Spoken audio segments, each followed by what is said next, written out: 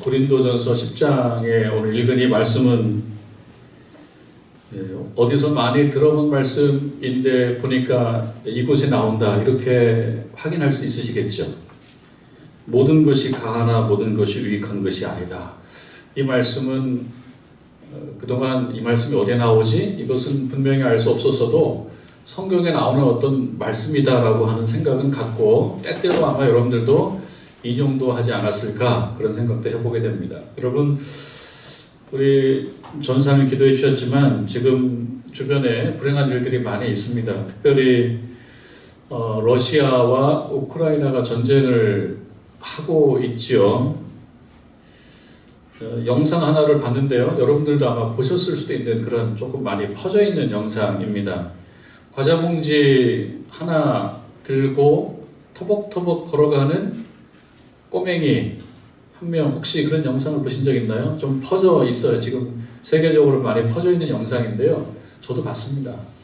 그러니까 제가 영상을 보기에는 뭐 한 7살, 8살 그쯤 아닐까 그런 생각이 들어요. 나이를 정확히 어림잡을 수 없지만 하여튼 꼬맹이에요. 옷을 겨울이니까 뭐 두껍게 옷을 입었고 그다음에 설명에 의하면 뭐 초콜릿 들어있는 어떤 과자 봉다리를 하나 들고 있는데요. 혼자서 피난을 가는 거예요. 그래서 지금 이 지도를 보게 되면은 러시아, 그 다음에 우크라이나가 있고 우크라이나 위쪽에 지금 친러시아 입장을 취하게 된 벨로루스라고 하는 나라가 있고 그리고 그 아래에 뭐 루마니아가 있고 그리고 옆으로 폴란드가 있고 밑에 몰도바가 있고 이렇게 돼 있어요. 제가 지도를 보니까. 그러니까 국경에 어느 국경이라도 넘어서 피난을 가고자 하는데 그래도 서방하고 가까운 나라가 폴란드이기 때문에 폴란드가 이제 동유럽이라고 얘기하지만 서유럽과 어떤 그 동유럽 경계에 있는 나라이기도 하고 그래서 폴란드 쪽으로 피난을 가기도 하고요. 그래서 폴란드와 인접해 있는 도시에 가서 넘어가는 지금 그러한 상황인 것 같아요. 그런데 그 꼬맹이가 뭐 정확히 제가 위치가 어딘지 모르지만 하여튼 그 비닐봉다리를 들고 그 다음에 그 혼자서 터벅터벅 걸어가는데 울면서 걸어가요. 근데 우는 소리가 누가 찍었는지 모르겠어요. 우는 소리도 영상에 다 잡혀 있어요. 혼자서 울면서 터벅터벅 피난을 가는 건데 그걸 보는 사람들이 많이 울었다 그럽니다. 저도 봐도 참 마음이 참 아프더라고요.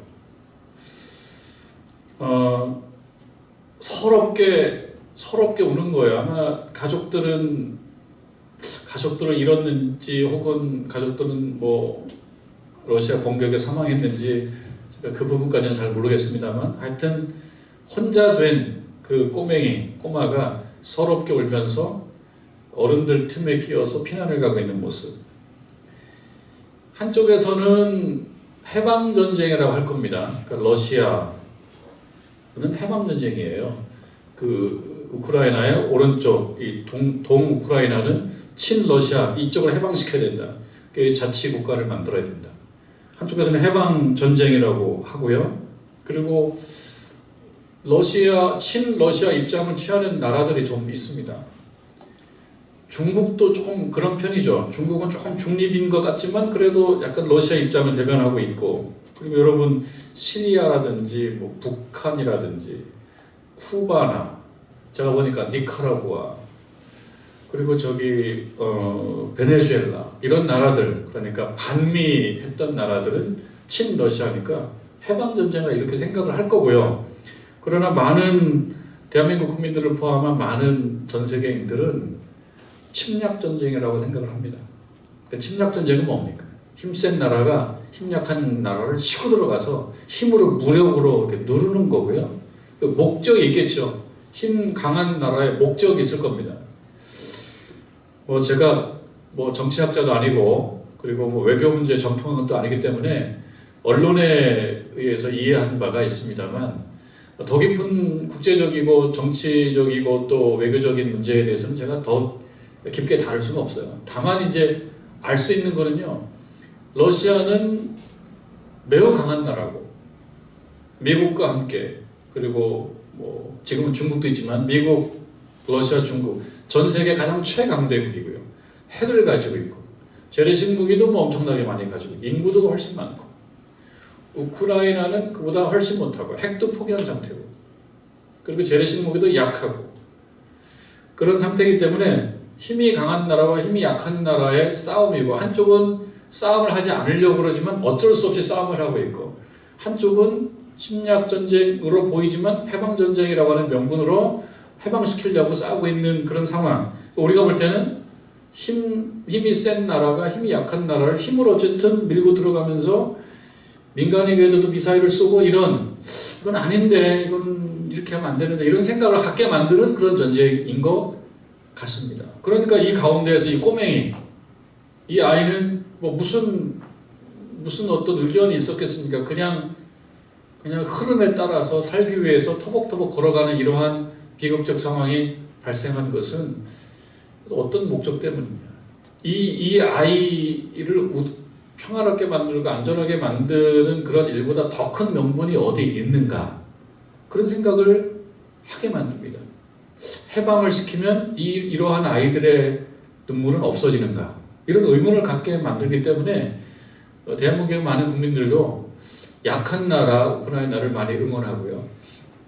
그리고 세계적으로도 모금을 해서 후원을 하고 있고 대한민국에서도 여러 단체들을 통해서 후원금을 조성을 해서 보내주고자 하는 그런 움직임들이 있는 것 같습니다. 그래서 저희 당회에서도 지난 며칠 전 당회를 하면서 우리도 우크라이나를 위해서 좀 힘을 모아야 되지 않겠습니까? 이런 뜻을 당의원들이 모으기도 한 것은 힘이 약한 사람들에 대한 어떻게 보면은 동질감이고 또 연민이고 안타까움이고 그런 것입니다. 요컨대 무엇입니까? 요컨대 힘이 있으면은 편하죠. 왜? 힘으로는 할 수 있는 일이 굉장히 많으니까요. 힘으로는 할 수 있는 일이 굉장히 많습니다. 내가 하고 싶은 걸 힘으로 눌러서 할 수 있고요. 힘 약한 사람이 가지고 있는 것을 빼앗을 수도 있고 또 내 마음대로 조정할 수도 있고 하여튼 힘은 힘입니다. 그렇기 때문에 힘은 굉장히 유용하면서도 또 한편으로는 좀 위험한 거기도 한 것이 힘인 거죠. 그래서 우리 그런 얘기 하지 않습니까? 칼이 요리사에게 주어지면은 요리를 하는 도구이지만 강도에게 주어지면 흉기가 된다고. 힘이 그런 것 같습니다. 힘은 정말 착한 사람에게 주어지면은 착한 결과가 나오지만 나쁜 사람에게 주어지면 힘이 나쁜 결과가 나오는 거죠. 그래서 우리가 하나님께 힘을 달라고 기도해야 되지만 또 한편으로는 그 힘을 통해서 좋은 결과를 만들어낼 수 있는 좋은 사람 될 수 있도록 인도해 주세요라고 기도할 필요도 있겠다 그런 생각합니다.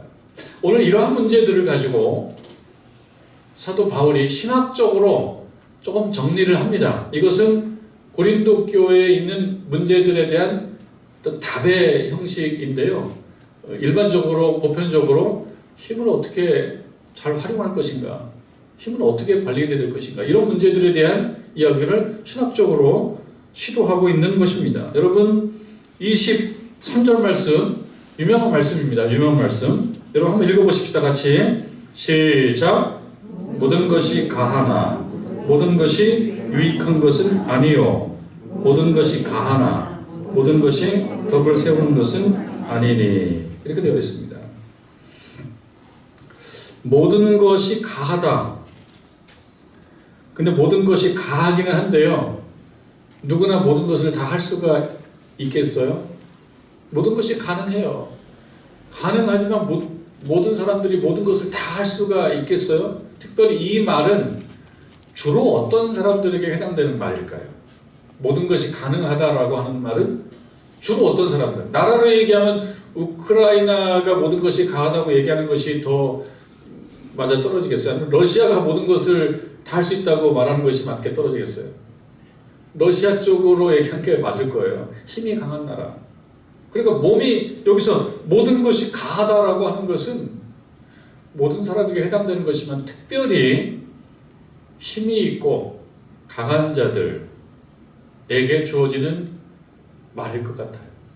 그러니까 고린도 교회를 얘기하자면 계속 이야기해 왔습니다. 어떤 사람이 있습니까? 고린도 교회에는 강한 자가 있고 약한 자가 있다 이렇게 분류가 돼요. 고린도 교회는. 그래서 그 강한 자는 특별히 왜 강하냐면 뭘 가지고 있어요. 뭘 가지고 있느냐? 지식을 가지고 있다. 어떤 지식을 가지고 있습니까? 그들이 생각할 때는 더 영적으로 깊은 지식을 갖고 있다라고 생각하는 거예요. 그 지식은 자유를 누릴 수 있는 토대가 되는 거였죠. 그 지식은 예를 들면 어떤 지식이었습니까? 우상은 아무것도 아니고 그 우상에게 형식적으로 드려진 음식 자체가 나쁜 것은 아니고 이런 것들을 알고 있기 때문에 우상에게 드려진 음식 그게 뭐가 그렇게 중요해.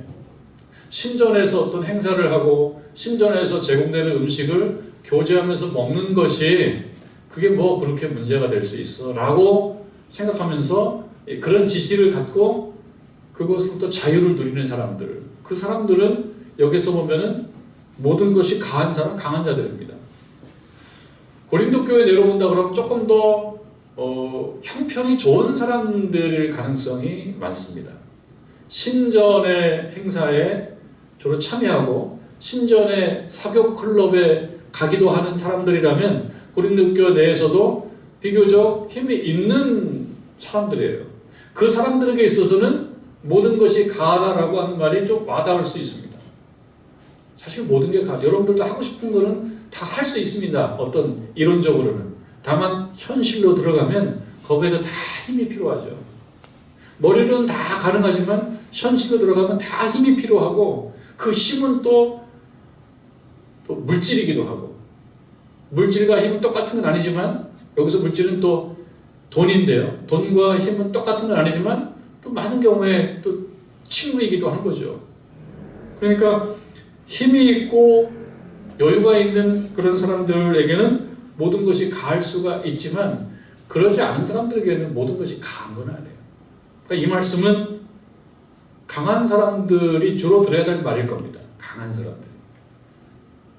여러분들도 스스로 생각할 때 여러분들이 강한 자에 속하나요? 아니면 약한 자에 속하나요?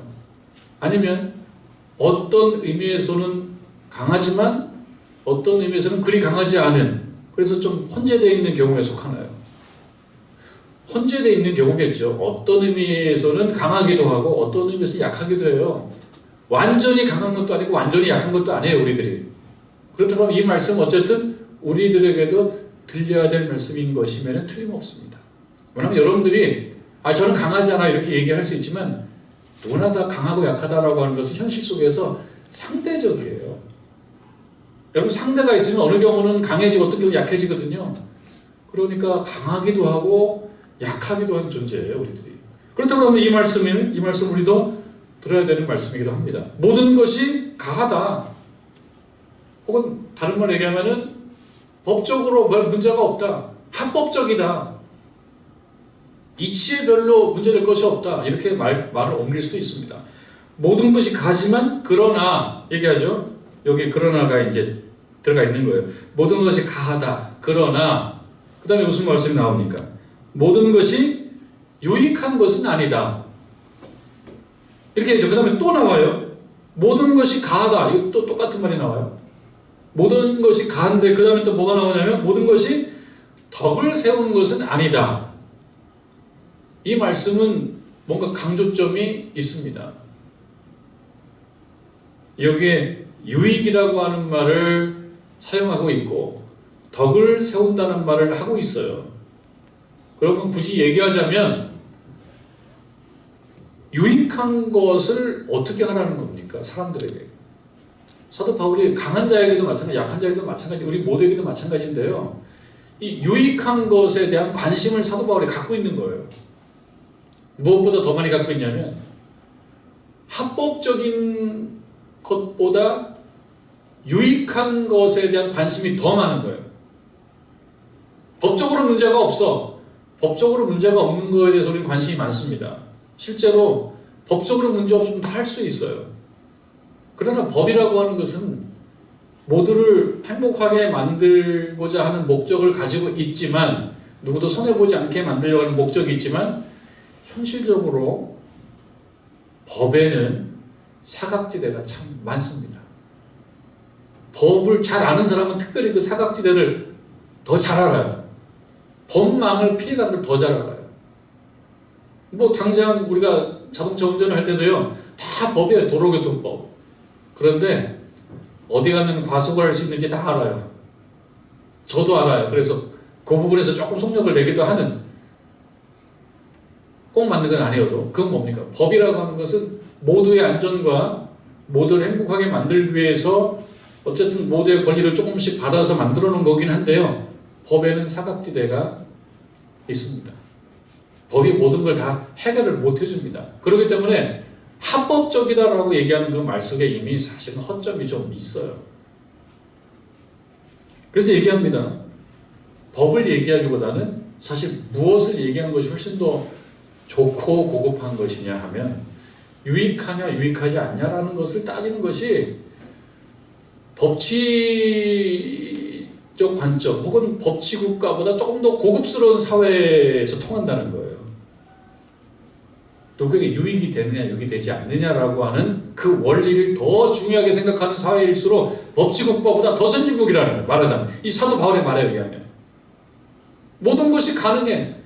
합법적으로 다 할 수 있어. 그런데 법적으로 문제가 없어도 사실은 나는 합법적이기 때문에 그렇게 했는데, 나의 합법적 행위 뒤에 보니까 사각지대가 있어서 그 사각지대에 어떤 사람들은 나의 합법적인 권리를 행사하는 걸로 인해서 어떤 사람은 손해보고 있더라. 나는 합법적으로 했는데. 모든 사람에게 유익한 것이 아닌 것이 현실이다. 그래서 사도 바울이 더 강조하는 건 뭐냐면요, 모든 것이 가능하다. 예를 들면 여러분들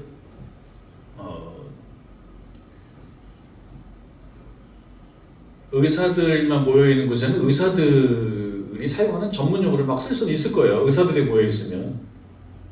그런데 의사가 한 6명쯤 있고 의사가 아닌 분이 한 2명쯤 있는데, 그 2명도 이들 대화를 좀 들어보고 싶어요. 어떻게 하면 들을 수 있어요? 전문 용어를 사용 안 해주면 들을 수 있어요. 근데 전문 용어를 막 쓰면은요, 모든 것이 가하죠. 모든 것이. 그분들은 뭐 전문 용어를 쓰잖아요. 대화할 때. 특히 의학 용어, 영어가 굉장히 많기 때문에 전문 용어 쓰는데 들으려고 해도 듣지 못해. 그럼 어떤 경우에는 크게 마음에 불편할 수가 있어요. 그럴 수가 있단 말이죠. 우리들 사회에서도 마찬가지일 것입니다. 어떤 사람은 누구가 잘 알아들을 수 있는 말로 배려를 해서 잘 사용하는데, 어떤 경우는 내가 안다고 해서 내 아는 말을 막 다 쓰는 거예요. 다 못 알아듣는데. 모든 것이 가하죠. 그러나 유익하지는 않죠. 왜? 사람들 마음에 또 불편이 생기고 어떤 경우는 상처가 생길 수도 있습니다. 법도 마찬가지인 거예요. 사도 바울이 얘기하는 것은 교회 내에서 할 수 있다. 그걸 특별히 뭐 착잡기도 애매하지만, 그러나 뭘 먼저 생각하는 것이 중요하냐면 이것이 과연 유익이 될까 유익이 되지 않을까. 이것을 한번 생각해봐라. 모든 것이 가하나 모든 것이 덕을 세우는 것이 아니다. 덕을 세운다라고 하는 그 말을 조금 더 풀긴 풀어야 되겠는데요. 이 얘기는 뭐겠습니까? 모든 것이 가능하지만 합법적이기 때문에 그것을 하는 거에 뭐 큰 문제가 없다고 하더라도, 그것으로 인해서 그 합법적 행위를 통해서 만약에 덕을 세우지 못하게 된다 그러면 그 합법적 행위를 좀 절제하라, 그 뜻인 거죠. 내가 다 할 수는 있어요. 다 할 수는 있는데 내가 할 수 있는 것으로 인해서 누군가는 위축된다 그러면 내가 할 수 있는 것을 좀 배려해라. 일종의 성육신,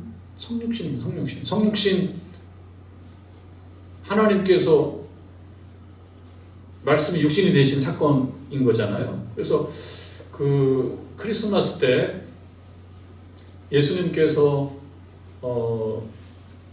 말구 위에 누우시고 그렇게 정말 누일 곳이 없어서 그렇게 태어나시고, 그것을 이제 이야기할 때 이제 그런 얘기를 합니다.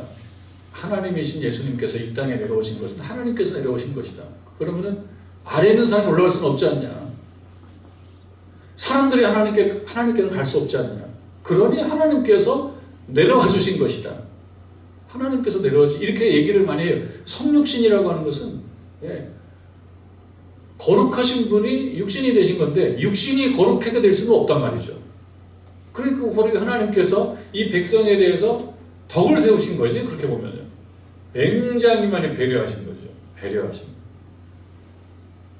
덕을 세운다는 것, 자기에게만 그 유익함이 돌아가는 것이 아니고 다른 사람들에게 유익함이 돌아가서 두루두루 행복하고 화평한 것, 그것을 덕을 세운다라고 볼 수 있을 것입니다.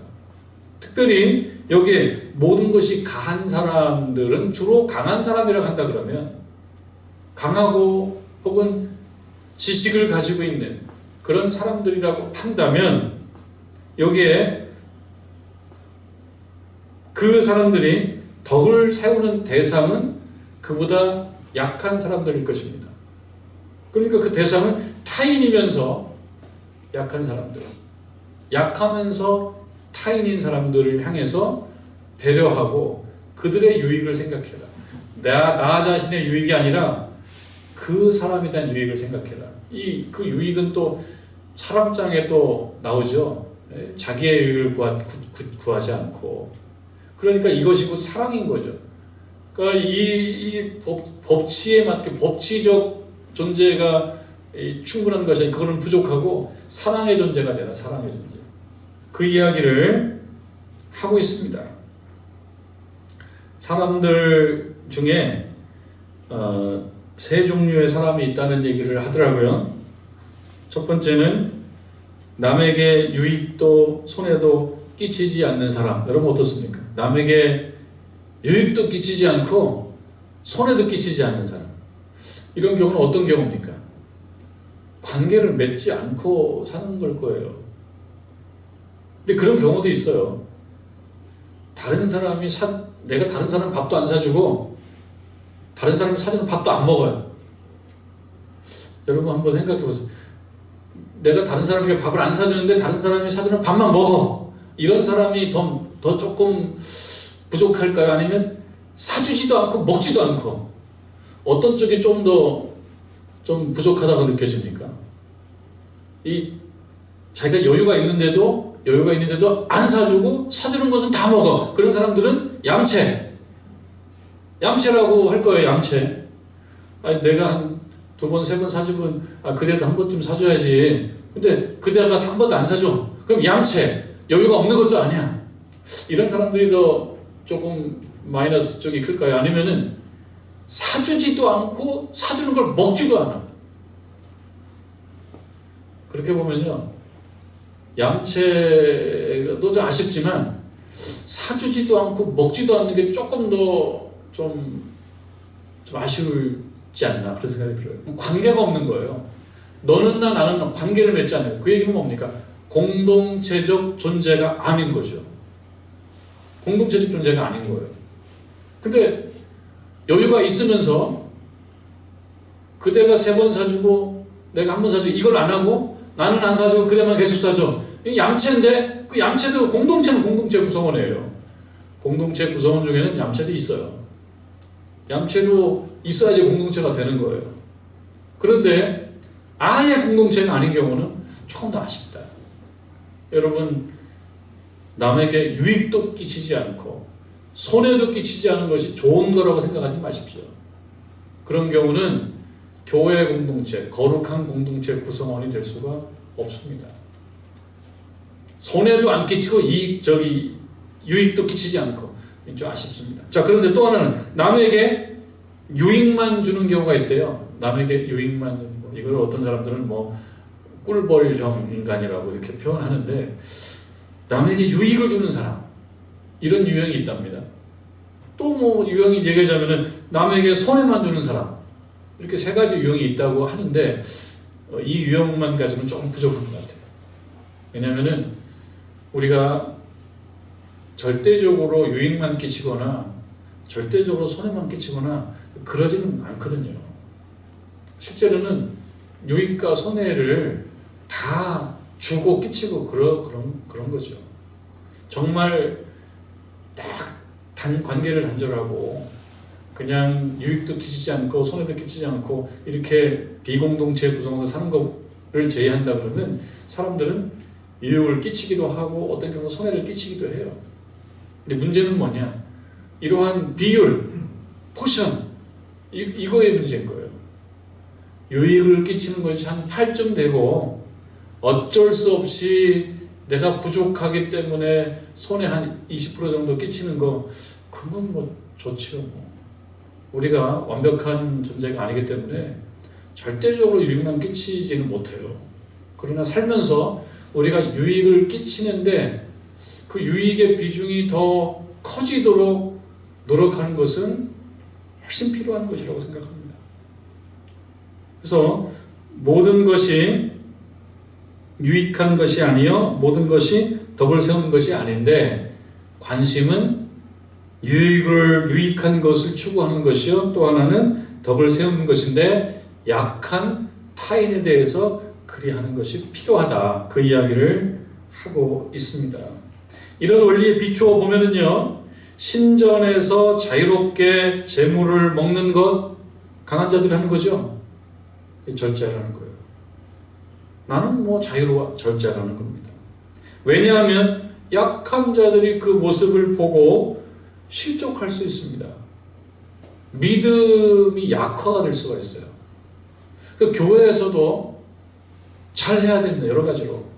예민한 주제들에 대해서 너무 자신만만하게 얘기하는 예민한 주제들이 있습니다. 교회인들 중에 우리 신앙생활 하면 예민한 주제들이 있어요.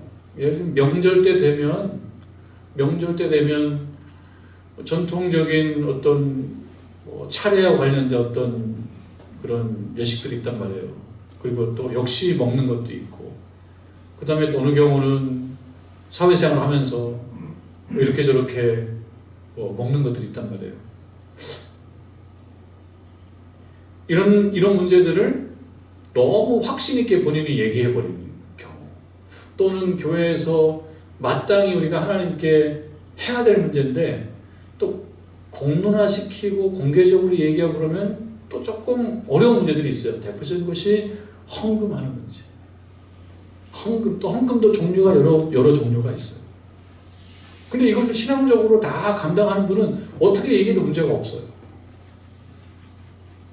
그런데 그 부분이 힘든 분들이 있어요. 가정적으로 합의가 안 된 경우도 있고. 그럴 때 너무 강하게 얘기를 하면 시험에 들 수 있죠. 시험에 들어서 결론적으로는 교회 나오기가 어려워져요. 부끄러워지고. 그러니까 잘 눈치 봐서 해야 되는 거예요. 약한 자들에게 이것이 어떻게 들릴지를 봐가면서 내가 좀 이것을 강하게 얘기하겠다 그러면 강하게 얘기한 것이 어떤 결과를 나올지 그 결과를 염두에 두면서 그 결과를 위해서 좀 강하게 전략적으로 강하게 할 필요는 있어요. 어떤 사람을 조금 이 부분은 좀 강하게 얘기해야 되겠다. 어쩔 수 없다. 그러면 강하게 얘기하는 거예요. 그 자체가 배려예요. 그러나 그냥 자기의 강함과 자기의 지식을 드러내기 위해서 그냥 사정없이 자기의 강함을 실천하면 그게 덕을 끼치지 못하고 그게 유익을 끼치지 못한다 이거죠. 자, 그러면서 사도 바울이 몇 개 예를 드는데요. 25절 여러분 보실까요? 25절 무릇 시장에서 파는 것은 양심을 위하여 묻지 말고 먹으라. 신전에서 있는 것들 너무 자신감 있게 먹지 말라고 해놓고 또 여기서는 달라요. 시장에서 파는 것은 양심을 위해서 묻지 말고 먹어라. 물으면 어떤 일이 생길까요? 시장에서 파는 고기들이 있어요. 물으면 어떤 결과가 생기냐면요. 시장에서 파는 음식들이 우리하고 좀 달라가지고 이때는요. 신전에서 그 음식들이 공급됐을 가능성이 많다는 거예요. 사실은. 그렇게 보면 이게 부정한 음식이라고 판명될 수 있는 음식들인 거예요. 시장에서 파는 음식들은. 당시 로마와 또 로마의 어떤 지배하에 있는 그 소아시아의 경우에는 황제 숭배가 있고 또 그 지역에 또 우상 숭배를 허용했기 때문에 우상 숭배도 많이 있단 말이에요.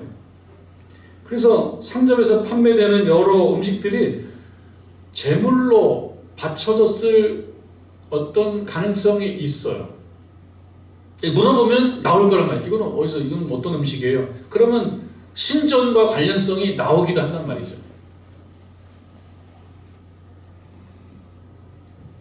제사장들이나 예배자들에게 이것들이 나누어지는데, 제사장들에게 많이 배당된 고기를 포함한 여러 음식들은 신전에, 말하자면 시장에 다시 재판매가 될 수도 있기 때문에 시장에서 파는 음식을 자꾸 따지고 물어보고 하면은, 그러면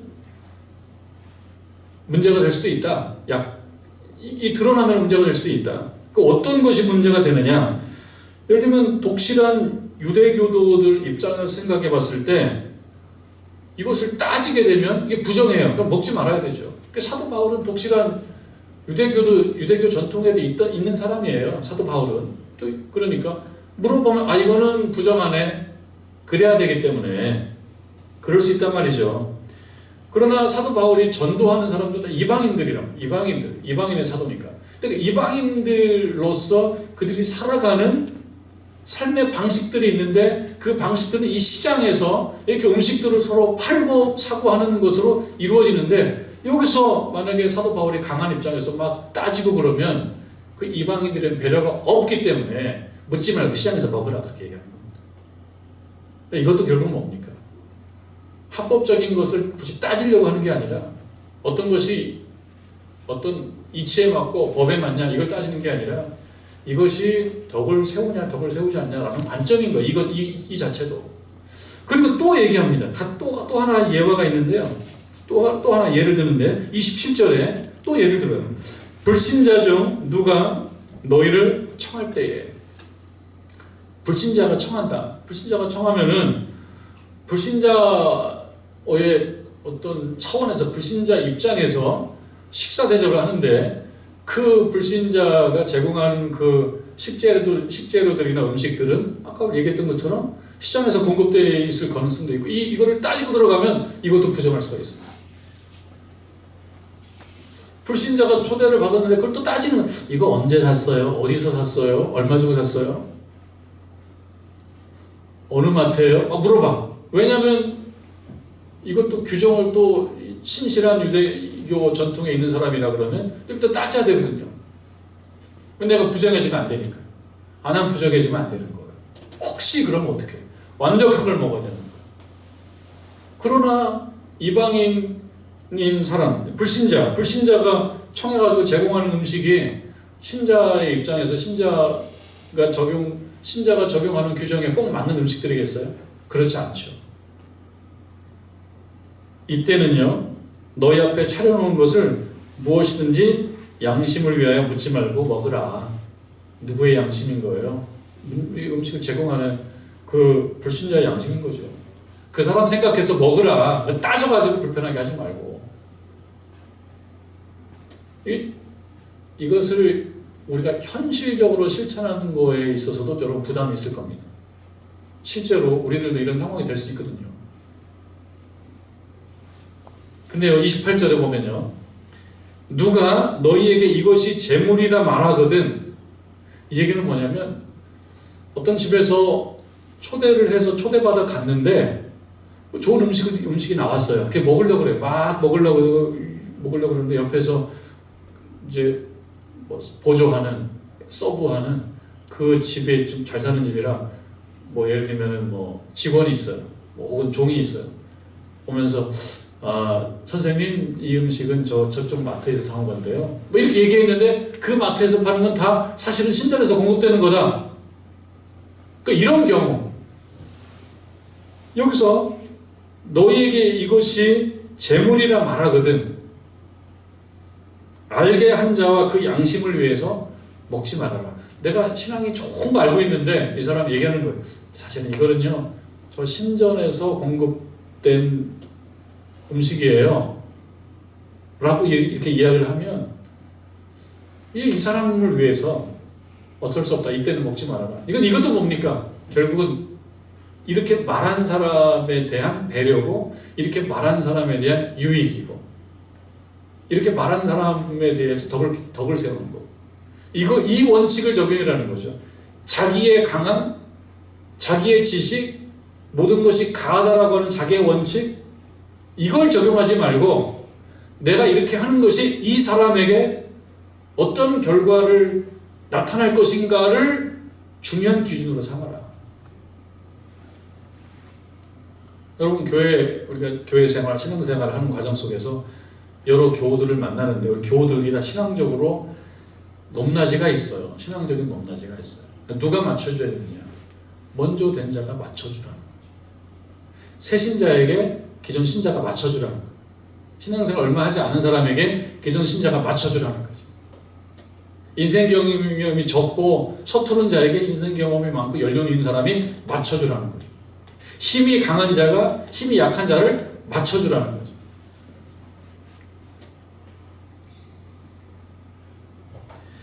자, 그러면서 넘어갑니다. 31절 유명한 말씀이죠. 같이 한번 읽겠습니다. 시작. 그런즉 너희가 먹든지 마시든지 무엇을 하든지 다 하나님의 영광을 위하여 하라. 할렐루야. 여러분, 근데 이 말씀이요, 좀 구체적으로 풀어볼 필요도 있습니다. 우리가 이 말씀 모르는 말은 안 해요.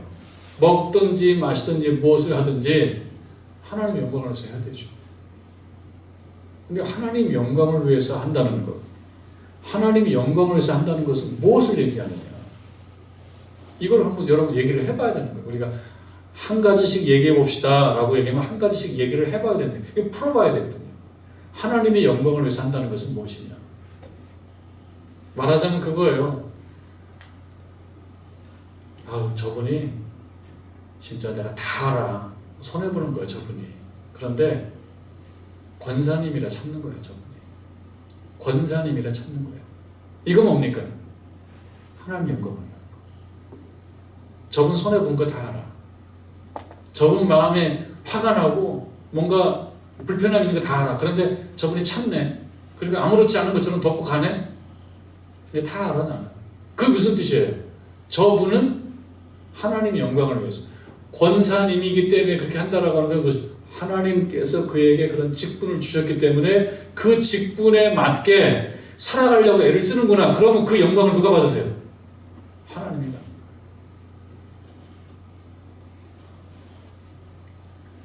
이분이 먹기 싫은데 먹어요.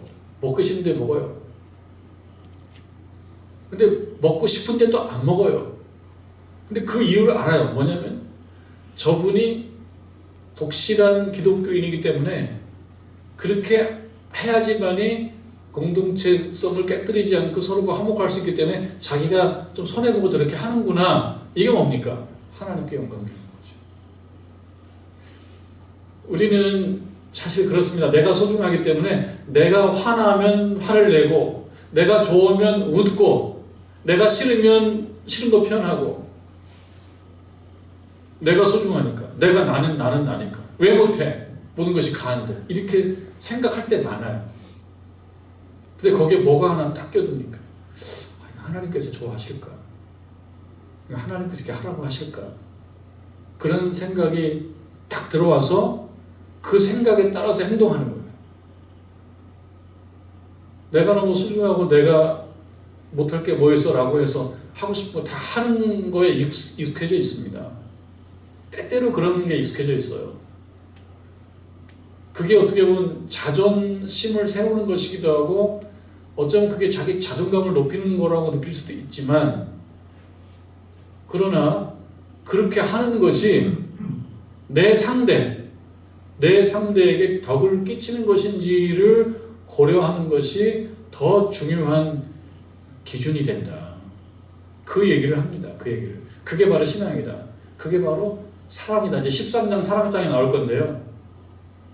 사랑은 예수님께서 가르쳐 주신 가장 중요한 덕목인 거라는 거예요. 이것도 마찬가지예요. 모든 것이 가하지만 유익을 세우고 덕을 세우고 하는 것이 우리가 예수님을 진정으로 닮아가는 것이다. 나는 소중하니까 내 감정을 그저 그냥 다 표현하며, 또 내 갖고 있는 판단과 내가 갖고 있는 것을 다 표현하는 것이 꼭 맞지 않다. 이것이 덕을 세우며 유익을 끼치는지에 대한 것을 생각해보고 한다 그러면 그것이 더 성숙된 기독교인이다. 그걸 사도 바울이 가르칩니다. 특별히 어떤 사람의 이 말씀을 들어야 되냐면 강한 자, 지식이 있는 자. 왜냐하면 모든 것이 강한 사람들은 강하고 지식이 있고 힘이 센 자거든요. 그렇다고 해서 힘이 약하고 강하지 않고 지식이 없는 사람은 다른 타인의 유익을 구하지 않고 덕을 세우지 않아도 괜찮냐? 그렇지 않죠. 힘이 없고 약하고 지식이 없다는 것이 무슨 자랑이 되겠습니까? 똑같이 적용돼야죠. 누구나 그렇게 해야 됩니다. 왜냐하면 강하다라고 하는 건 상대적이에요. 내가 항상 약한 것 같지만 아니 나보다 더 약한 사람이 나타나면 나는 강한 사람인 거예요. 여러분들이 항상 약한 것 같지만요, 여러분들에게 더 약한 사람이 나타나면 여러분들은 그 사람에게 강한 사람인 거예요. 비둘기도 싸우더라고요. 센 비둘기가 약한 비둘기를 막 쫓더라고. 평화의 상징도 아니야 그 비둘기는. 그래서 이 말씀 듣고 우리가 먹든지 마시든지 무엇을 하든지 다 하나님의 영광을 위해서 하시는 저와 여러분 되기를 주님의 이름으로 축원합니다.